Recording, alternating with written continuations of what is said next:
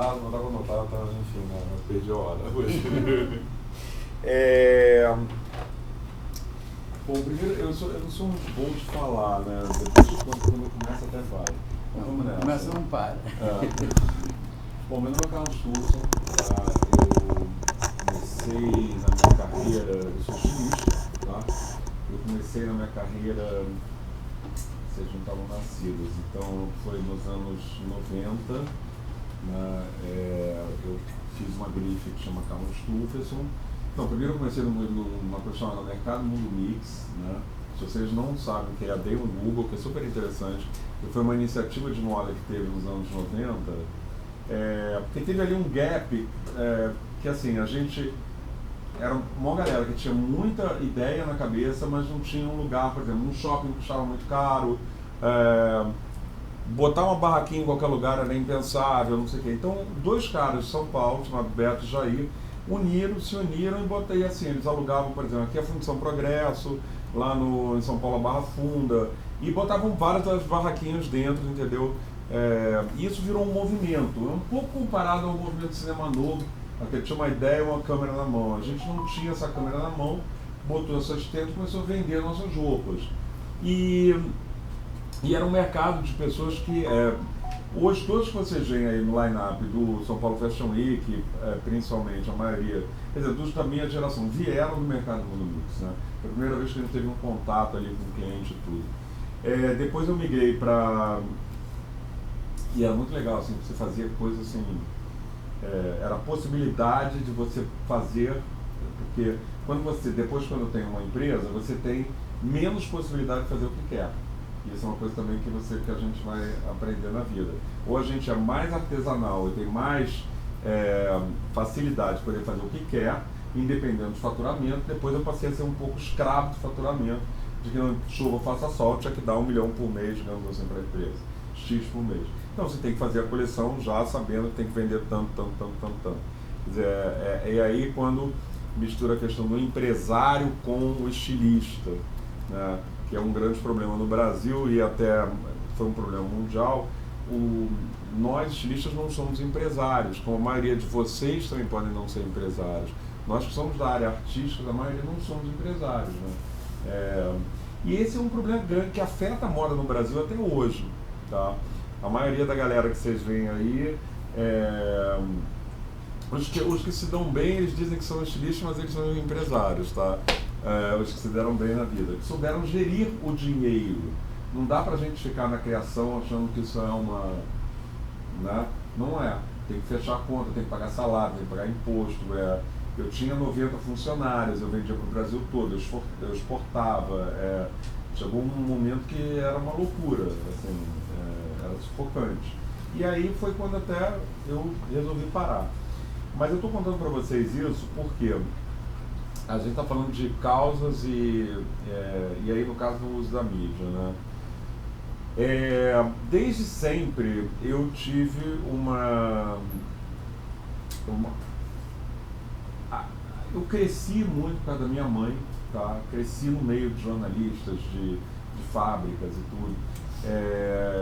E eu sempre tive uma credibilidade, que eu acho que é a coisa mais importante você ter com a mídia, é a credibilidade. Já viu como hoje a mídia ela tem uma relação safada com os seus personagens? Do tipo, fulana mente, então, né, fulana planta a notícia, e aí ela não te respeita. Comigo nunca rolou isso. Então, só que eu passei a usar essa minha credibilidade para causas que eram importantes no momento. Então, em 1999, quando eu fiz o primeiro desfile no Museu Nacional de Belas Artes, eu fiz para o Grupo Pela Vida. Por quê? Porque era muito importante falar da questão de prevenção de HIV naquele momento. A mídia não estava falando e aquele grupo estava quebrando mais uma vez, todos os grupos estavam quebrando e precisando de dinheiro. Então eu passava o chapéu mesmo na galera. Você vem ver meu desfile, mas você vai escutar, vai saber sobre prevenção. Isso é muito importante. É quando você usa uma causa, a credibilidade que você tem e a amplitude da tua voz para alguma outra coisa que não seja aquela óbvia que seria me entrevistar como estilista. Era até um pacto que eu tinha com o jornalista. Olha, tudo bem, metade do tempo é para isso, metade do tempo vai ser para causa. Eu continuei na área de HIV por um bom tempo, tá? Migrei para a área de direitos civis LGBTs ao mesmo tempo. Por quê? Porque eu era casado, né? Recentemente eu fiquei viúvo, mas eu era casado por 25 anos.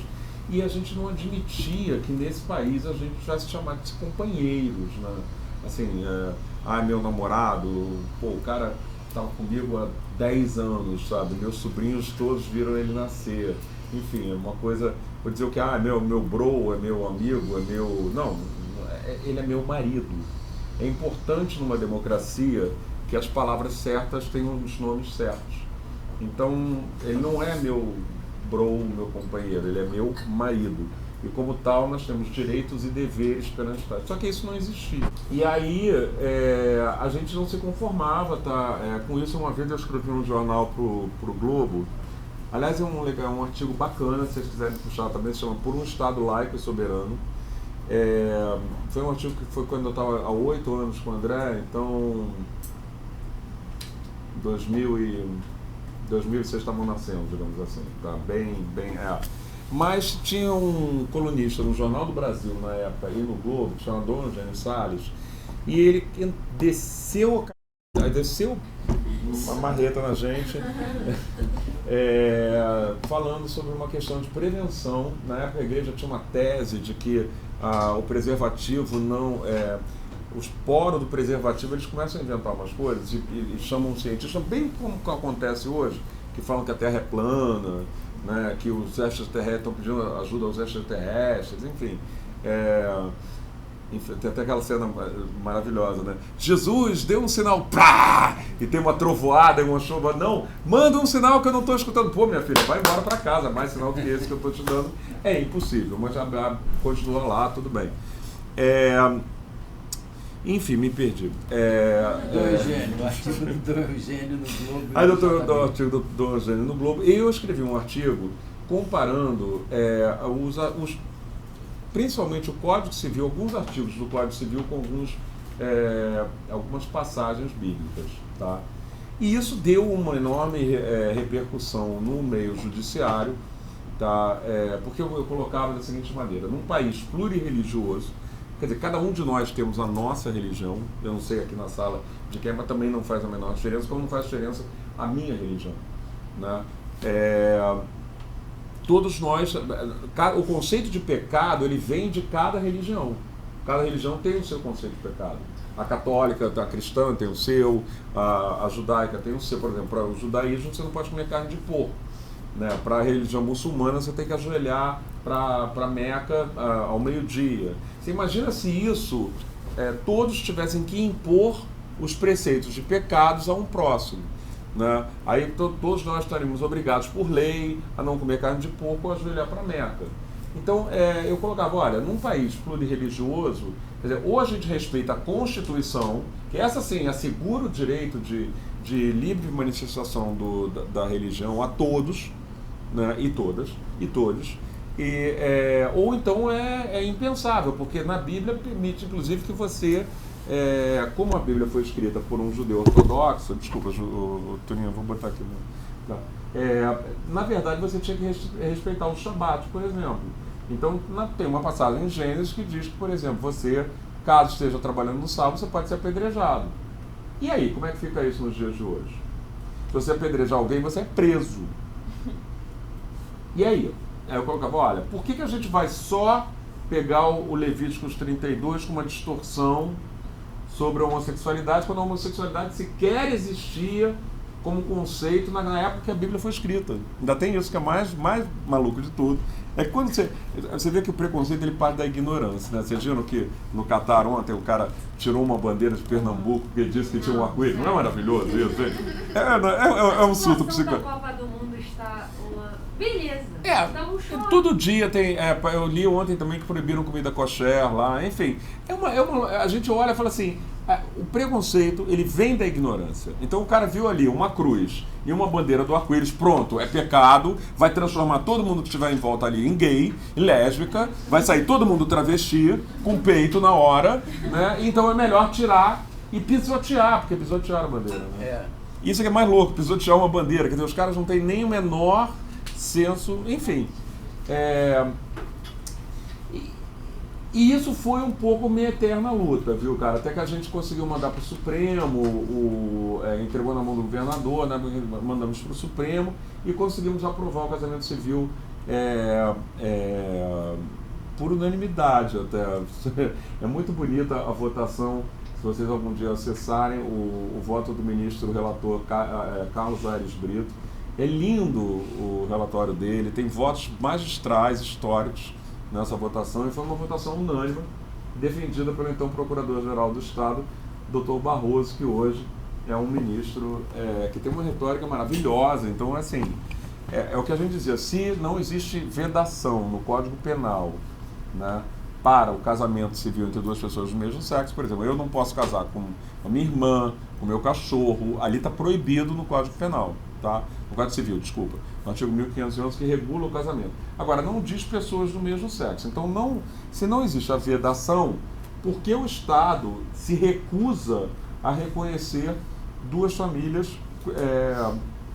duas pessoas como um Estado de família? Porque para o efeito de proteção do Estado, eram 120 leis que nos eram negadas. E leis básicas como declarar imposto de renda em comum, de você poder entrar no hospital como família, de você, entendeu? É uma série de coisas que não é a arca de Noé para ninguém, porém a nossa vida é bastante prejudicada. E isso não é certo, porque ele fere o artigo 5º da Constituição. Então, eu falo assim, olha, ou vocês declaram que vocês são preconceituosos por orientação sexual e identidade de gênero. E muda a Constituição. E aí nos tratam diferente, né? Porque o artigo 5º diz que todos somos iguais perante a lei. Então, assim, ou diz que vocês são diferentes, aí eu quero desconto no imposto de renda, né? Ou então vocês estendem o direito da lei da união estável a casais do mesmo sexo, que foi o que terminou acontecendo. Então, essa foi uma das brigas que eu me meti, né? Mas que é importante, gente, porque assim, eu vou falar para vocês, quantas pessoas, e quantas, até hoje, né? Eu hoje sou viúvo, e quantas pessoas assumiram seus relacionamentos, em função dessa visibilidade, entendeu? A visibilidade é muito importante nos dias de hoje, porque você cria, né, uma imagem do gay que é o pervertido, que é isso, que é aquilo, e que eu falo, olha, não tem nada a ver, estou eu aqui, meu marido, e sabe, qual é o problema? Tipo assim, também não peço ninguém para aceitar, agora respeitar sim, isso é uma questão legal, como eu também vou respeitar todos que estão no meu espaço de convivência, ou posso optar também por não conviver, agora não posso jamais dizer assim, olha, eu não gostei da camiseta daquela menina, por favor, pode retirar ela da sala, isso não. Eu posso me retirar, mas não posso chegar e falar, pô, tipo, não gostei, Marvel, eu e Marvel não rolamos, sabe? Não tem uma coisa, sintonia boa, então isso não existe. E muitas pessoas confundem isso. Então a gente teve que criar o quê? Leis de proteção, apenas para dizer o simples, né? Então que pessoas podem, né, pessoas independente de orientação sexual ou identidade de gênero, têm direitos que todos nós cidadãos brasileiros temos. É bizarro, mas é verdade. Por exemplo, dizer que nós temos direitos a nos casar é dizer que nós temos os direitos de qualquer cidadão brasileiro. Né? Não tem assim, você é brasileiro, mas não pode se casar. No nosso caso, Aí volta uma outra causa que voltou muito forte, que Toninho teve uma grande participação. O Vigarante tem de lindo aí, Toninho, adorei. Foi quando começou a feminilização da AIDS. Tá? O HIV ele nasceu nos anos, foi descoberto nos anos, final dos anos 70, 80, 80, e ele pegou ali uma galera super desprevenida e começou a ser chamado na época de câncer gay.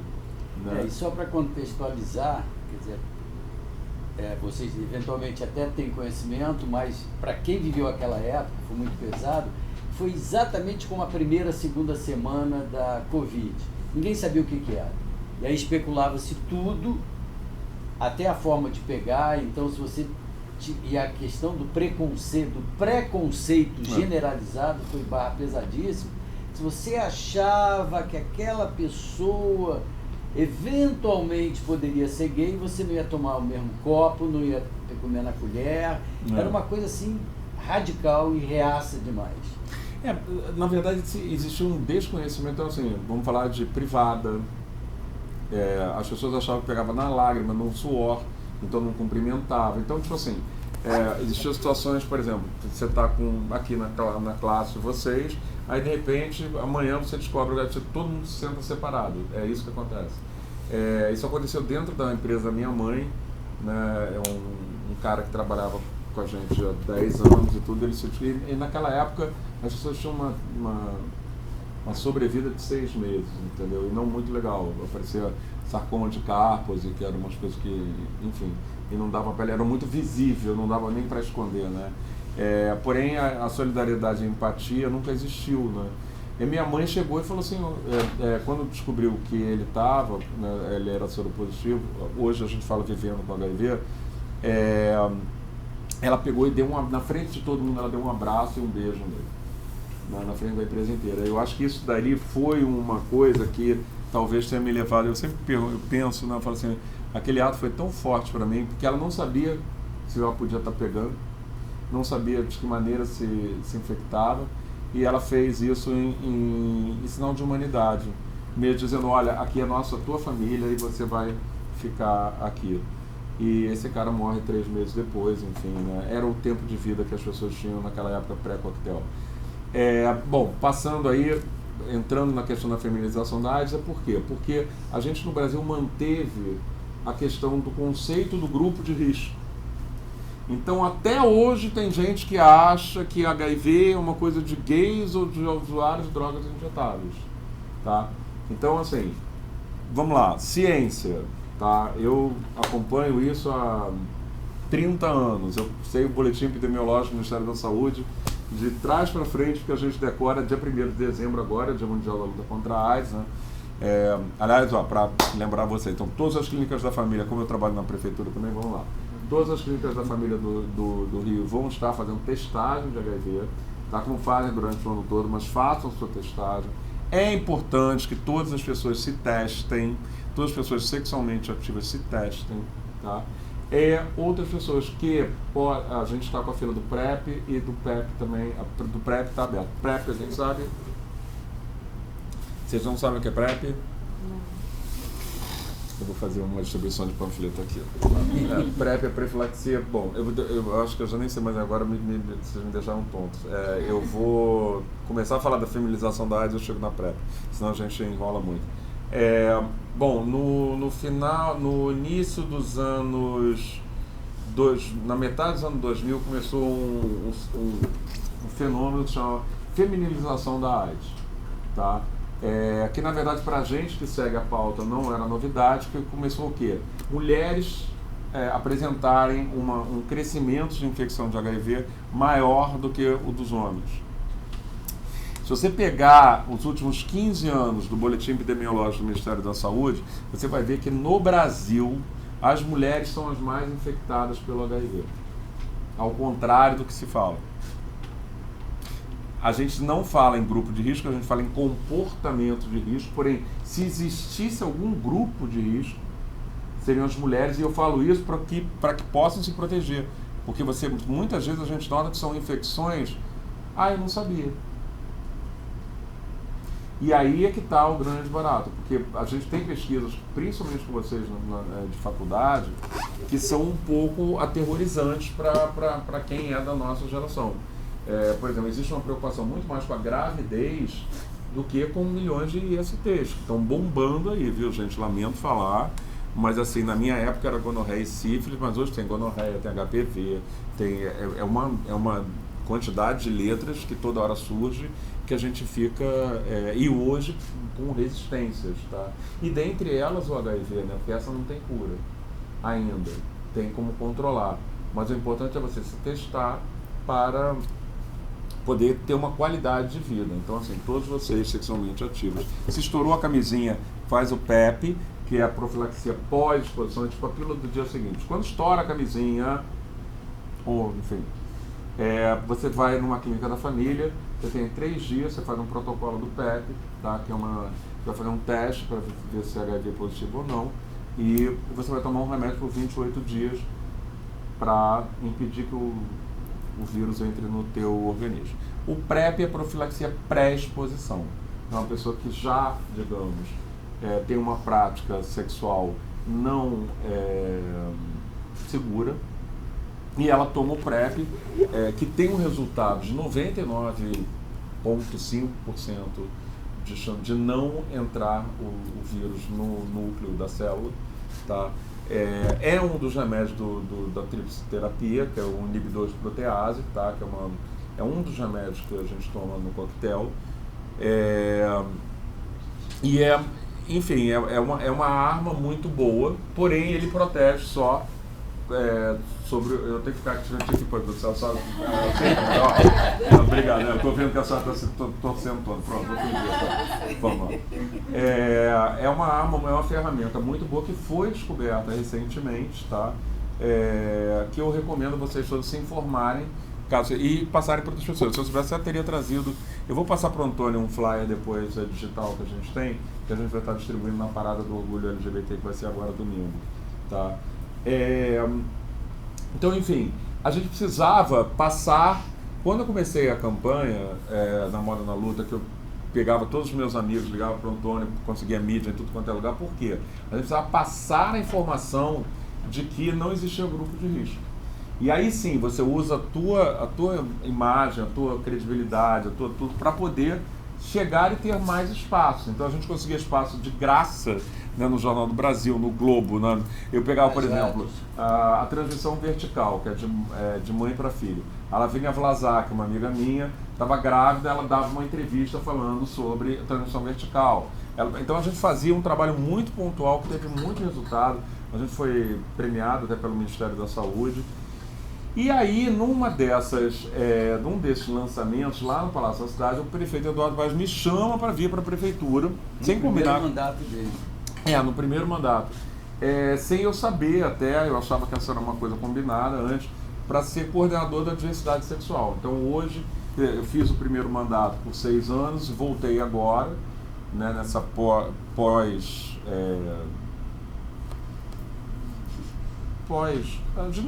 É muito feio chamar de administração o que a gente teve nos últimos 4 anos. A gente teve toca com a barriga e trabalha pouco, né?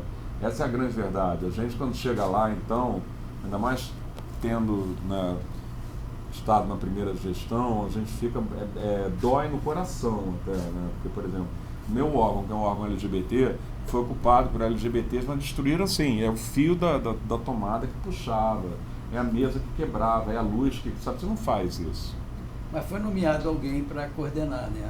Foi nomeado alguém para coordenar. E essa pessoa, Toninho, além de... Principalmente eu tinha meus orçamentos em todas as secretarias, ela zerou, não sabia, eu não sei se ela não entendia de gestão pública, que ela tinha que usar o orçamento.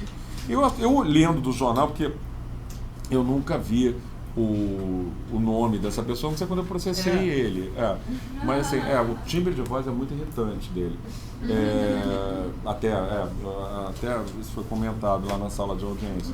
É um timbre de voz bastante... E é incompetente. Eu acho que talvez pode ser incompetência porque não pode ser tão burro. Mas assim, você tem um orçamento. Quer dizer, eu lutei para ter um orçamento, digamos assim, 4 milhões ano. E a pessoa vai lá e não usa... Eu lia do jornal achando assim, ele mudou o nome, ele chamou, por exemplo, Projeto Damas, ele chamava de Projeto Mais Respeito, digamos assim. Mas ele usa o orçamento. Não, eu tomei um susto, estamos recuperando. Entramos num momento de pandemia grave, né, porque todas essas ações, elas requerem que a gente faz Por exemplo, a gente fez um lançamento da nossa campanha agora, que foi lindo. Uma pena, podia ter passado para vocês. Tem como você acessar o YouTube aí? Tem como acessar Aqui? Pô, acessa CEDS Rio para mim, que eu te mostro a última campanha.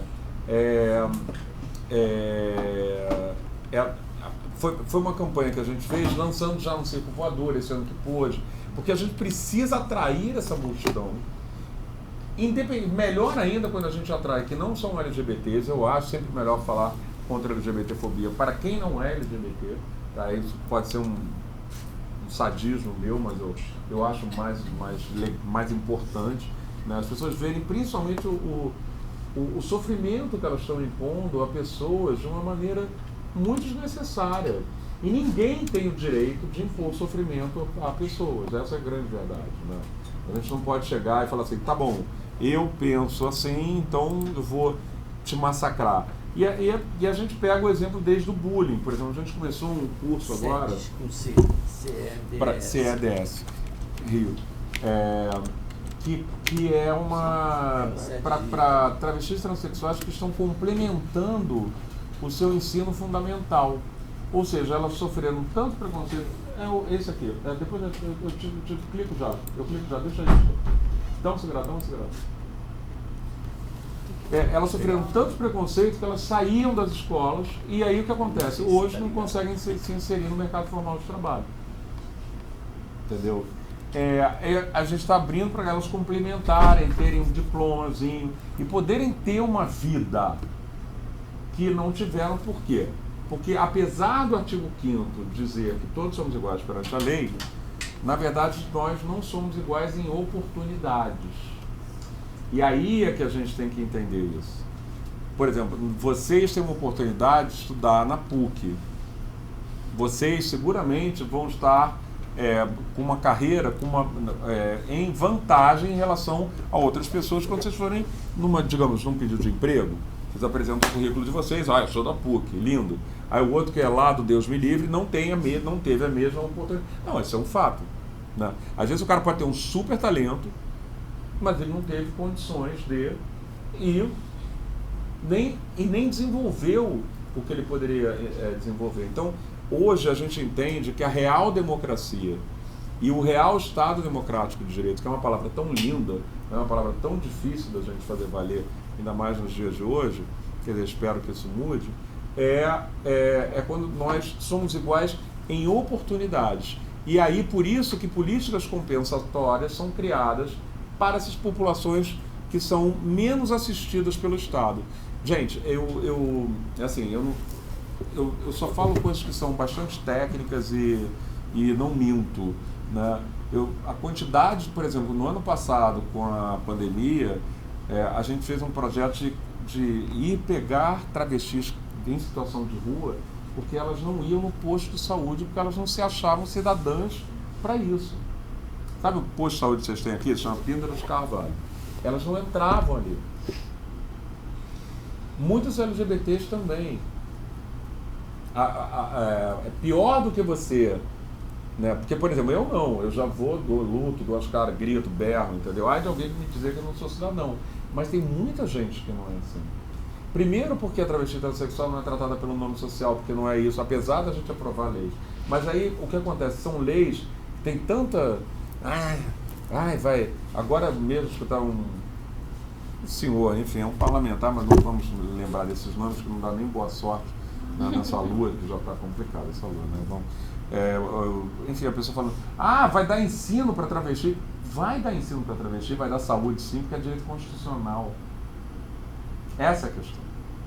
E eu acho uma das funções mais bonitas de estar no poder público é você poder oferecer saúde e educação à população que mais precisa. A gente está falando de pessoas que não tomavam a primeira dose da vacina e estavam pegando coronavírus na rua, indo a óbito, porque não se sentiam no direito a gente fez um trabalho, um projeto Garuba, é lindíssimo, que é uma coisa que chama muito legal hoje, tá? Para vocês que estão fazendo trabalhos, que é uma coisa que chama atendimento de par.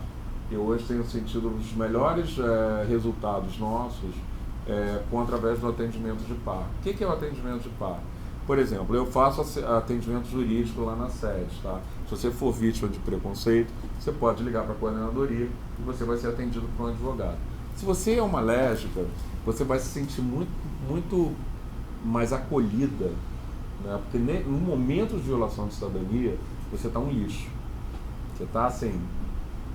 existe um momento que tem uma carga emocional muito grande que a gente às vezes tem que deixar a pessoa só dizer, olha, a gente está aqui, oferecer um cafezinho, uma água, tá? E aí depois ela partir para a denúncia. Mas quando ela encontra um par, ela se sente mais acolhida. Por que a Delegacia das Mulheres funcionaram é um exemplo, né, para ser seguido? Porque as mulheres não conseguiam entrar nas delegacias normais e relatar um estupro para um delegado. Porque não se sentiam compreendidas, ou ouviam umas perguntinhas. E nós LGBTs, a gente não tem delegacia LGBT. Agora tem a DECRAD, que é a Delegacia de Delitos... Delegacia de Crimes, Delitos... enfim, mas é incrível. A DECRAD... Não, mas exatamente para crimes de intolerância. Pronto, obrigado. O IA de intolerância. Que são agentes mais treinados, aqui na Rua do Lavradio, aqui não, lá no centro, são agentes mais treinados para receber esse tipo de denúncia. Então eles já sabem as perguntas que vão fazer para você. Porque até hoje, se você pegar essa região daqui, entre o Píndaro e lá aquele outro prédio, você passando aqui a Rocinha, se vocês fizessem um trabalho, a gente aprovou a inclusão do relatório Sinan para homossexualidade. Para quanto tempo eu tenho? Bastante. Tá. Não, porque no fim eu não ia falar nada, mas eu estou falando. Tem uma hora aí. Tá. A gente aprovou o relatório Sinan. O relatório Sinan é um relatório de crime de agravo. Quando você entra no hospital, por exemplo, você é baleado ou você sofreu estupro, existe uma lei federal que obriga a preenchimento desse formulário. Tá? E a gente aprovou aqui por decreto, e depois o então ministro Padilha, na época, por nosso pedido, aprovou isso como norma nacional, que a LGBTfobia constasse do relatório Sinan. Então, para a gente ter mapear e saber onde acontece tudo. Essa área daqui, existe um alto nível, essa área está aqui. Se vocês pegarem e fizerem uma pesquisa na Rocinha e tudo, não sei o quê, eu já trabalhei na Rocinha, tá, galera? Assim, eu trabalhei na Rua 1, ali na Cooperativa de Costureira da Rocinha, por um ano quase. E é incrível a realidade que a gente tem lá. Assim, porém, temos um grande número de assistentes lá. Tem, eu acho, 3 clínicas da família, tem o Clube da Rocinha, tem um aparato enorme. Porém, assim, a gente tem que notar Bom, enfim, eu não quero entrar num assunto polêmico aqui, eu vou mudar de assunto. Eu não ia entrar no assunto polêmico. Então, assim, resumindo, me perdi. Essa área é uma área de incidência de violência e tal. De violências, que são, infelizmente, que estão acontecendo e que a gente tem que estar muito atento, gente. Por exemplo, a gente passou pelo mês do suicídio aqui, né? A gente tem que estar muito atento para os sinais, tá? E aí eu chamo a atenção de cada um de vocês, né? Por exemplo, eu estava numa reunião com a Secretaria de Saúde para falar, a gente precisa fazer uma campanha, um cara lá, que é o designer gráfico, falou assim, só essa semana 2 amigos meus se mataram. E ele é um garoto de 28 anos. Entendeu? Então tem que ficar ligado que nos sinais, a pessoa está... Por quê? Porque o que mais pode salvar é um ombro, é você escutar uma pessoa. Isso pode ser na hora que você vê que uma amiga está precisando, puxa essa amiga ali e dá meia hora do seu tempo. Isso pode ser muito legal. Militar por uma causa, você trabalhar em prol de uma causa, é uma coisa tão bonita. Hoje salva a minha vida, tá? Porque depois que eu fiquei viúvo, minha vida virou dos pés à cabeça, enfim. Se eu não tivesse esse norte da militância, de poder ajudar ao próximo, a energia que isso te volta é tão forte, é tão intensa, é tão bonita, que eu acho que todos deveriam lutar por uma causa. Escolhe uma que vocês achem legais, né? Os refugiados, né? Por exemplo, eu luto contra o racismo, não sou negro, mas não é uma causa minha, entendeu? Por exemplo, meu marido morreu de leucemia. Eu estou querendo militar na causa de leucemia, mas eu não entendo nada. Por quê? Porque há 30 anos eu estudo sobre HIV. Entendeu? Então eu não sabia nem onde era lá a punção que ele teve que fazer, eu não sabia nem o que tinha que fazer. Já no HIV eu já quase, faz exame tal, todo mundo vira para mim quando está um resultado positivo, eu já sei como encaminhar, entendeu? Então assim, dediquem-se a uma causa, é muito legal, viu gente, traz um bem, uma satisfação, você saber que você pode usar a tua voz, além da bobagem do TikTok ou do Instagram, que isso sim, é toda bobagem, se passa, né? Mas você pode enxugar a lágrima de alguém, né? Você pode... Eu sempre digo assim, por exemplo, tem vários amigos meus estilistas que podem fazer uma manga bonita, uma gola bonita, mas a gente ajudar essas pessoas é uma coisa que a gente tem que desenvolver um pouco mais em cada um de nós. Eu acho que está faltando muita empatia nessa nossa geração. Hoje tem me preocupado bastante isso, tá? Sendo bastante sincero. Então assim, eu sempre fiz isso, né? Eu sempre olhei, mas foi uma escolha própria também. Muita gente olha para mim e fala, lá vem o chato. Principalmente na época de campanha, as pessoas nem atendiam o telefone para mim, porque eu tinha que pedir coisa de graça. Como eu também estou atrás do padre agora, para iluminar o Cristo de vermelho. A gente iluminou o Cristo de vermelho, cara. Mas isso em 2009, aquela primeira vez, e quando a gente fazia a campanha Moda na Luta contra o HIV, não foi nem na prefeitura. Isso era você como empresário e como ativista, eu fui a gente lá, criou a marca, e a marca era Bárbara, pena que não está aqui, é uma agulha com uma fita passando, uma agulha gigante, com uma fita passando pelo buraco da agulha e fazendo laço. E numa tipia bem sofisticada até, a moda na luta contra o HIV. E no dia 1º de dezembro, aí era um trabalho de loja em loja, com cada grife, todas as lojas de Ipanema tinham esse selo e selecionavam determinadas peças. Quem comprasse aquela roupa, aquele dinheiro ia para a Fundação da Viva Cazuza. Isso foi durante anos, e hoje você não vê um movimento desse, impressionante, né? Não, me incomodou muito porque a moda nunca, no mundo inteiro fazia alguma coisa pelo HIV, né, pela questão dos nossos colegas que morreram de HIV, apesar de dizer que morreu caindo da escada ou de pneumonia, mas na verdade foi HIV. A gente está falando de muito preconceito embutido de volta, tá, gente? Então, até hoje, o grande problema das pessoas que se descobrem HIV não é o fato de ela ter que tomar 3 pílulas por dia, ou às vezes 2, mas sim o fato do preconceito que ela pode, de saberem que ela é HIV, né? O preconceito ele mata mais do que o HIV. Enfim, a gente não pode falar hoje que o HIV mata, mas e hoje você tem uma qualidade de vida muito boa. E por incrível que pareça, quando você se trata e você está indetectável, você não transmite o vírus, né? Isso aqui é foi uma recente descoberta. Você vê, né? Se a gente que começou nisso, né?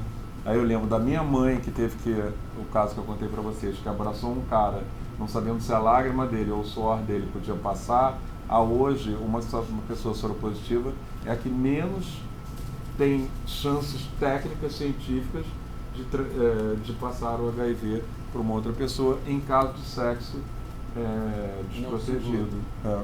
É impressionante, né? Isso foi uma matéria publicada na revista Nature, que é uma revista médica. É um assunto brilhante que a gente nota a questão dos comportamentos, como eles mudam, principalmente em função de informação, né? Tá. A moda na luta contra o HIV, ela procurava passar essa coisa que mulheres, tem que fazer atenção. Aliás, tem uma super notícia para vocês, é recente, essa fresquinha. Eu nunca entendi e eu ia enfiar o pé na porta, mas graças a Deus não precisei. A PrEP não era dispensada para mulheres, tá? As mulheres não podiam receber PrEP. Eu falo assim, não faz sentido, seu boletim epidemiológico dá que as mulheres são as mais infectadas, não faz sentido que só mulheres que são prostitutas que possam receber. Você tem que declarar que é prostituta para poder receber a PrEP, não faz sentido, tá? Né? E agora a PrEP está também liberada para mulheres, então mulheres usem, porque isso é tipo assim, é como se fosse a pílula anticoncepcional, é uma revolução, entendeu? Como se fosse a pílula anticoncepcional. Usem porque a gente tem muitos casos, principalmente de casais heterossexuais, que não usam camisinha nas suas relações normais. Eu não vou ficar entrando aqui, não é a tia Carla que está falando aqui, essa irmã Carla que está falando, são fatos dados, tá? Que há 10 anos o recorte que mais aumenta é de 15 a 23 anos. Então a gente tem que reverter isso, cara.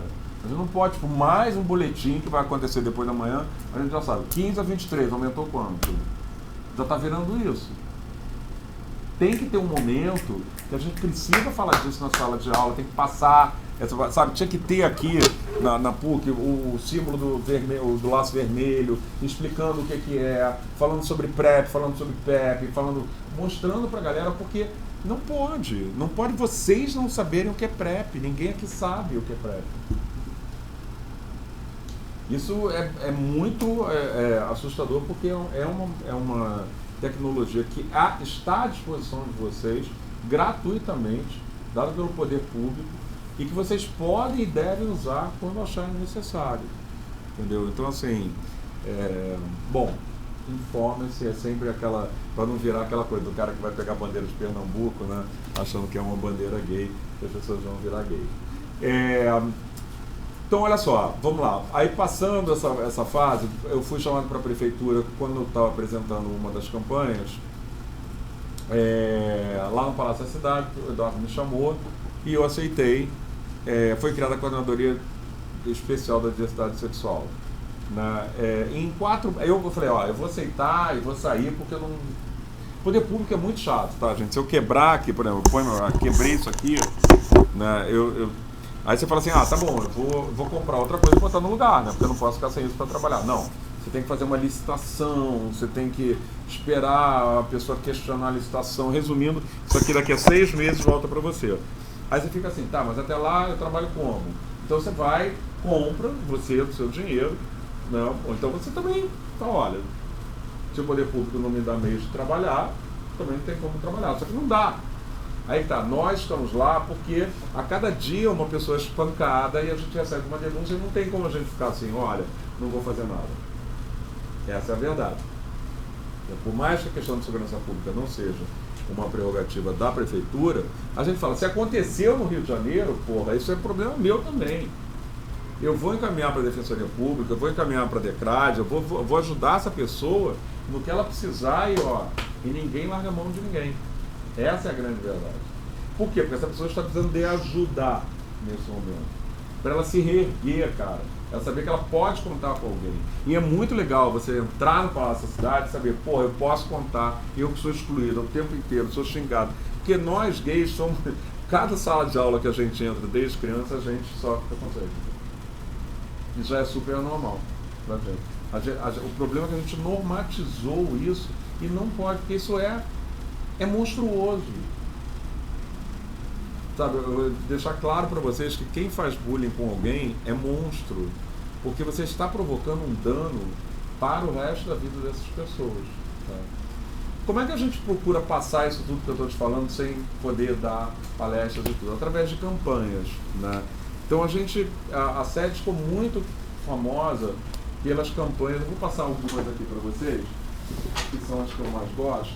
Essa aqui foi a última agora, tá ligado o som? Tomara que sim. Vamos torcer. Peraí. Então tá. Essa campanha foi lançada agora, ela marca a volta da Prefeitura do Rio em fazer uma campanha contra a discriminação, mas principalmente lembrando que todos somos cidadãos, né, iguais, e que só a denúncia, porque hoje está me preocupando muito, que a gente lê muita coisa acontecendo, mas eu não recebo a denúncia. E sem a denúncia o poder público não pode se manifestar. Aqui você vai notar que tem 35 artistas, tá? Todas as pessoas que eu passar nos vídeos aqui, nenhuma recebeu um centavo, são todos voluntários, não só nesse como nos outros também, tá? São voluntários assim. Eu chamo, falo assim, você pode participar. Como também sempre foi na moda na luta contra a HIV, isso é uma prática de campanha, por isso que as pessoas também fogem de mim, porque para não dizer não, mas não tem problema dizer não. Eu acho assim, mas você tem a chance de você também, como multiplicador de opinião, usar a sua voz para uma causa que é legítima e que você sabe de um cara que trabalha nisso seriamente. Então essa campanha, ela começa mostrando exatamente a importância da denúncia como forma de interromper esses crimes de ódio. Pode passar. Se vocês notarem, em todas as campanhas, a gente tem uma preocupação de chamar a todos, não de falar com os LGBTs, a gente fala com a população como um todo, né? Eu procuro usar uma linguagem sem ser fechada de um gueto. Por quê? Porque eu quero que essa mensagem passe, né, para as pessoas que não são LGBTs, ou para as pessoas que provavelmente estão nas suas casas e que são LGBTfóbicos, que elas pensem um pouco, né, sobre que, na verdade, assim, a LGBTfobia muitas vezes é uma fragilidade, uma insegurança da própria orientação sexual ou identidade de gênero da própria pessoa. Porque eu nunca vi uma pessoa que, numa sexta-feira, ela tem a opção, ou vou sair com a namorada ou vou dar porrada em viado. E ela escolhe dar porrada em viado. Essa pessoa não pode estar batendo bem na cabeça. Né? Tipo assim, vou sair, vou perseguir, porque é sangue, é matar. A gente tem cenas, quando a gente faz parte do poder público, a gente recebe cenas que são, assim, bem humilhantes para a humanidade, viu, gente? Estou falando de pessoas, travestis que estão na rua, que são agredidas, atacadas, colocadas num carrinho de mão, jogadas numa vala, com pessoas rindo e filmando. Outro dia, agora no final do ponto aqui de Santa Cruz, na van, 2 travestis sendo espancadas e as pessoas todas filmando e rindo. E ninguém foi lá dizer para. Eu não sei nem se as pessoas sabiam a distância que essa pessoa era uma travesti, assim, mas me dá um desespero em relação à humanidade quando a gente vê essa falta de empatia mesmo, né? Você vê a pessoa apanhando, o que você faz? Você pega um celular, você filma, você ri, mas você não liga para a polícia, você não toma uma atitude. Você vê essa pessoa apanhando e miau, né? E torce para que não seja você. O problema é que amanhã vai ser você, por alguma razão, né? Desde o nazismo isso está comprovado, né? As teorias de Goebbels que começaram... Vocês conhecem Goebbels? Né? Que é super importante para a mídia, eu acho que, né? Assim, é uma mentira repetida 10 vezes torna-se verdade. Então a gente viu ultimamente, a gente está vendo isso acontecer no nosso país nesse momento que a gente está falando.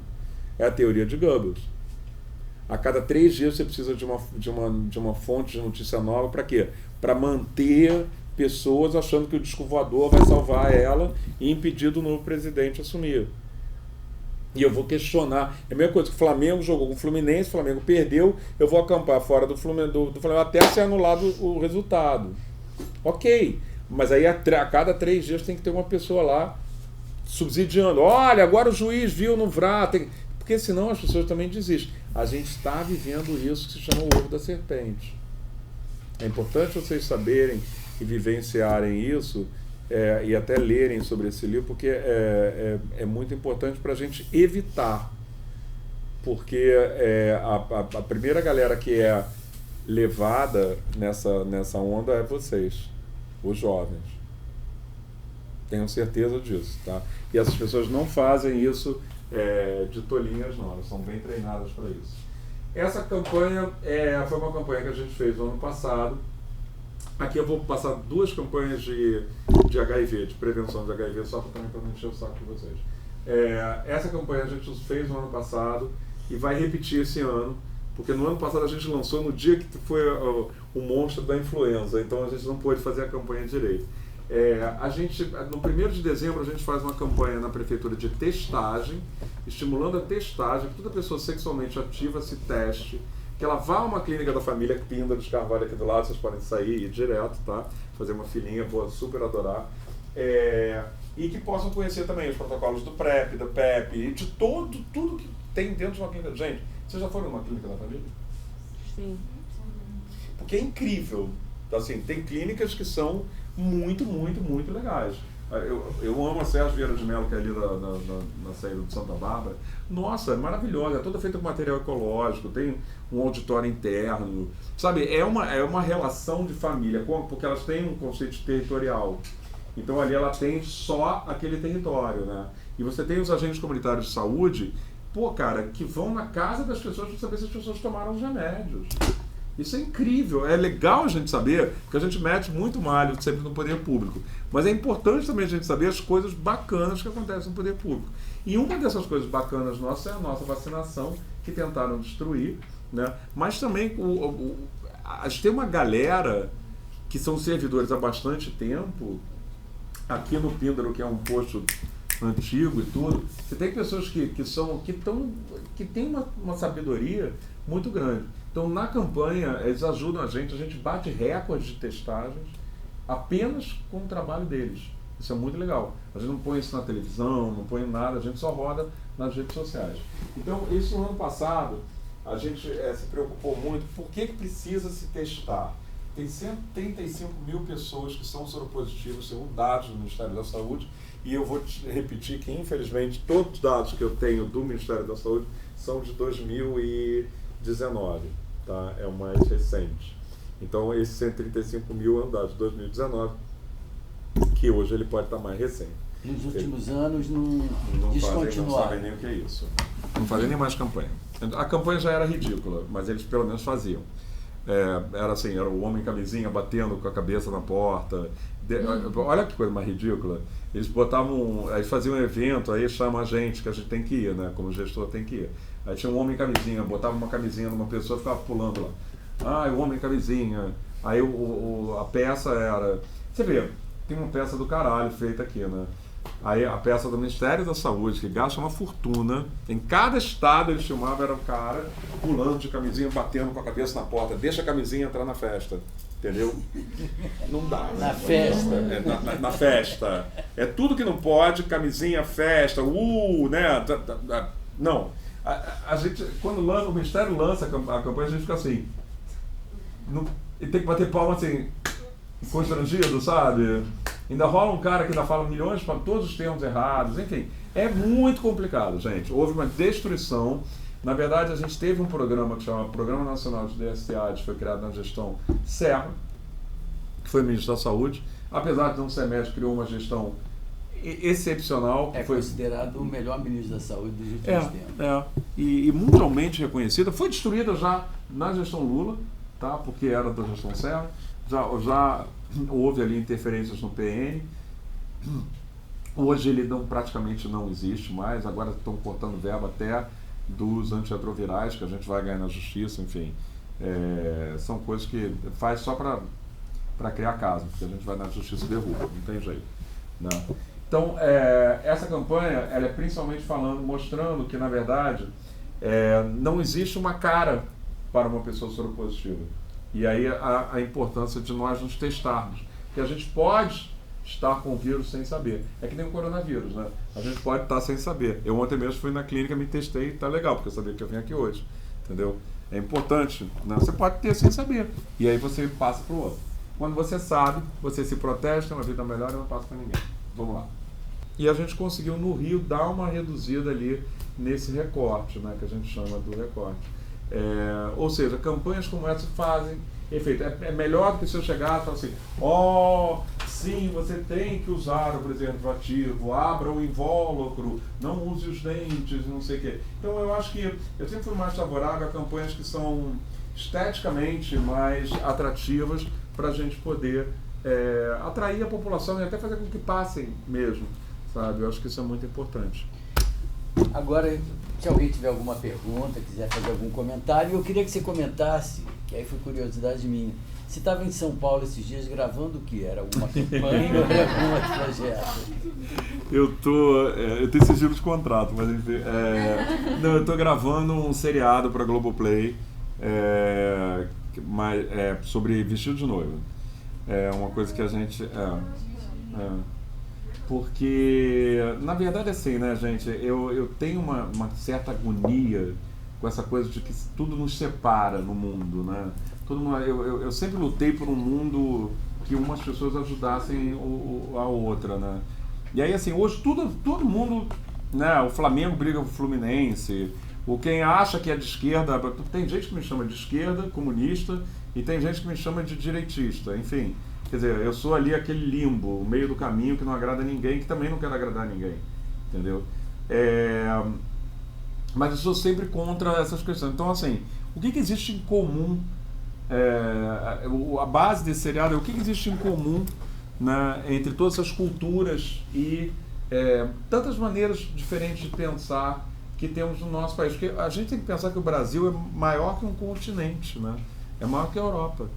E a gente tem realidades muito diferentes do Nordeste para o Sul, e aí fica sempre essa xenofobia pavorosa que nunca existiu no nosso povo, mas enfim, né? Vamos nessa.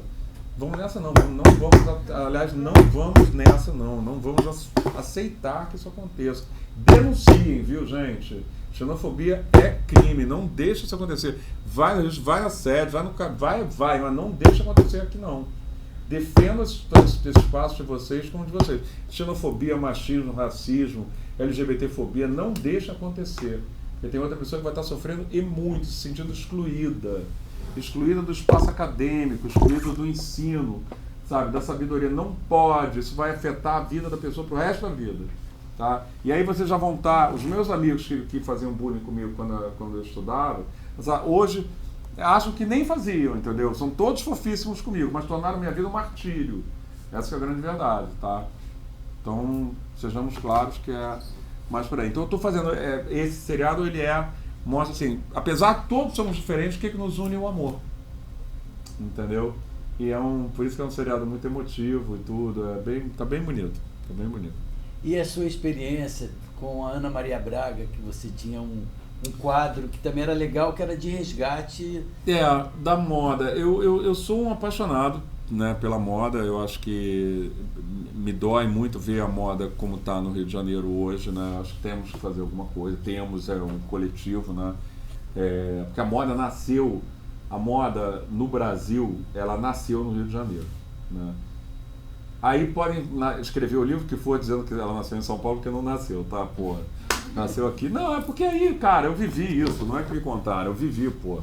Então, vamos nessa. As pessoas tentam distorcer a história que nem distorcem a Bíblia hoje, né? Falam assim, meu Deus, que pecado isso. Ainda mais para alguém da moda. Mas ela nasceu no Rio e eu acho que o Rio é uma cidade que ele é gerador de criatividade. Tem duas cidades no Brasil que tem essa condição. Uma é o Rio, outra é Salvador. Só que Salvador, ela tem ela gera uma criatividade muito étnica. Então, por exemplo, olha como nós nos vestimos, né? É muito mais a questão, tem muito mais a pegada do Rio, e a gente vendia para o Brasil todo essa coisa do Rio, que sai do banho com o cabelo. Por exemplo, eu me lembro que eu lancei aquele camisetão comprido, que usava um cinto de baixo, isso, gente, anos 2000 e final dos anos 2000. Que era tipo assim, um camisetão que você usava um cinto, sabe, tipo soltão, e você saía de cabelo do banho, sem maquiagem, e ia para uma festa até, entendeu? Isso só a carioca sabe fazer. A paulista vai botar, com todo respeito, eu tô botando como, não é porque eu não gosto de paulista, adoro paulista, tô botando assim, mas a paulista porém um brinco de esmeralda, um batom, uma maquiagem, porque elas já saem mais produzidas do que a gente, entendeu? O Rio, ele tem uma questão de natureza, é a única cidade que tem uma lagoa, uma montanha no perímetro urbano, praia no perímetro urbano. Na Europa você vai para a praia, você pega 2 horas de carro para chegar na praia. Aqui no Rio não, você está ali. Ela faz parte da gente, né? Esse Cooper, esse hedonismo, todos fazem parte da nossa cultura. Então ele é expresso na moda. Então me dá muita coisa. E na Ana Maria Braga, eu fazia exatamente isso. Foi um programa que começou com 15 minutos e ele terminou com 45 minutos de Globo ao vivo, entendeu? Porque eu comecei tinha uma coisa que era assim, as pessoas mandavam uma roupa, dizendo assim, essa roupa da minha avó que ela usava 60 anos atrás. Aí a gente reformava a roupa da pessoa, transformava ela em outra coisa. Só que aí eu comecei a pegar uma peça, por exemplo, vou na tua casa, pego uma peça no teu guarda-roupa, digamos, esse top. E aí a gente vai fazer uma produção no estúdio e mostrar esse top. Como ele pode ser versátil, porque eu canso de achar... uma coisa que me irrita um pouco é essa coisa. Não é tendência você jogar roupa fora. Não. A roupa boa, a roupa de qualidade, ela dura para sempre. Entendeu? Eu comprei essa calça já tem uns 10, 15 anos, sei lá, adoro ela, cada vez que eu uso ela, ela fica mais minha, entendeu? Então, assim, aí o que a gente fazia? Pegava esse top e mostrava ele com uma produção de dia, de tarde e de noite. A mesma coisa, só mudava o quê? O cabelo, um botava o salto, outro rasteirinha, outro não sei o quê, os acessórios e tudo, para poder mostrar a versatilidade da moda. E o programa bombou. Valeu, obrigado, Carlos.